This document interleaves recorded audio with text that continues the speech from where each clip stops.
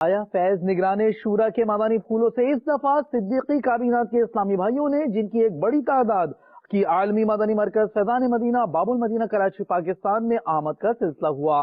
نگران شورا کا مدنی مشورہ پیش خدمت ہے۔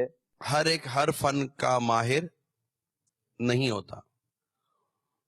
نگران کا کام ہے کہ جو جس شعبے کا ماہر ہے اس کو اس شعبے میں مصروف رکھے۔ ہماری زندگی کو اتنا عرصہ دعوت اسلامی کے مدنی ماحول میں ہو گیا، ہم نے بے قاعدگی کے ساتھ کہیں نہ کہیں کچھ نہ کچھ علم دین کے مدنی پھول لیے، اور ان میں بعض کا تعلق ہماری نماز سے تھا، تو کبھی کسی کا تعلق ہمارے کسی معاملات سے تھا، کسی کا تعلق قرآن کی تلاوت سے تھا، وغیرہ وغیرہ۔ ہماری زندگی میں وہ روٹین تبدیل نہیں ہوئی کہ ہم نے خاص اپنے آپ کو گھنٹے 2 گھنٹے کے لیے خاص مخصوص کیا ہو علم دین حاصل کرنے کے لیے۔ جب ہماری یہ روٹین نہیں رہی نا، تو ہمارے پاس جو علم ہے نا، وہ علم اتنا مضبوط نہیں ہے، ہماری معلومات بھی مضبوط نہیں، کیونکہ ہم نے حقیقتاً علم دین کی وہ روح کو شاید پہچانا ہی نہیں ہے کہ جو ملتا کیسے ہے۔ ہماری جو علمی کیفیت ہے، اس کو بہتر کرے بغیر ہم صحیح معنوں میں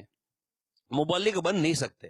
بیان علم کی تلاش ہے، اور کسی کو بول دو یا ذرا تم تلاش کر کے دے دینا، میں ہی بیان کر دوں گا علم کی تلاش، اور آخر میں کہہ دوں گا مجھے فرصت نہیں ملی علم تلاش کرنے میں، باقی علم کی تلاش ہر ایک کو کرنی چاہیے۔ ہمارے بزرگان دین رحمہم اللہ المبین یہ چلتے چلتے مطالعہ کرتے تھے۔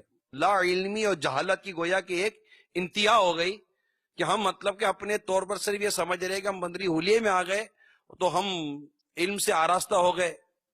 نہیں، ایسا نہیں ہے، کیونکہ روٹین بتا رہی ہے کہ پچھلے 15 20 25 30 سالوں کی کہ ہم نے اپنے آپ کو علم دین کے طور پر کبھی لانے میں کامیاب ہی نہیں ہوئے۔ آپ کو بال کٹوانے متعدد دین ہونا پڑے گا، آپ کو حج کرنا ہے، زکوٰۃ دینی ہے، یا زکوٰۃ جمع کرنی ہے، فطرہ جمع کرنا ہے، اسے خرچ کرنا ہے، مسجد بنانا ہے، حتیٰ کہ مسجد میں آنا ہے۔ 15 20 سال ہو گئے یہ صرف درس نظامی کے بعد آگے مطالعہ اور پڑھائی میں لگے ہوئے نہیں لگے ہوئے، اس کے باوجود بھی خاموش ہوتے ہیں کہ اس کا جواب کیا ہوگا۔